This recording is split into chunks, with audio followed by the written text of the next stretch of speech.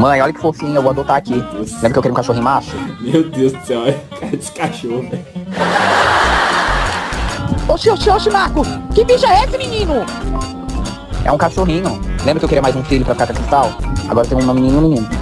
Ô Marcos, tu tá ficando muito louco, viu? Isso aí tá parecendo uma ratazana. Eu não quero esse bicho aqui dentro não, viu? Caramba, o cara fez um filtro no cachorro que deixou ele horrível. Deixou ele calvo, é um cachorro calvo. Ô Marcos, toma vergonha na tua cara, que eu não quero esse bicho aqui. Olha pra tu ver a cara desse bicho. Não parece nem que é cachorro, Marcos. Parece que é humano. Será que já isso aí parece? Olha os olhos desse bicho. Eu não quero isso aqui. Você não me apareça com isso, tá avisado.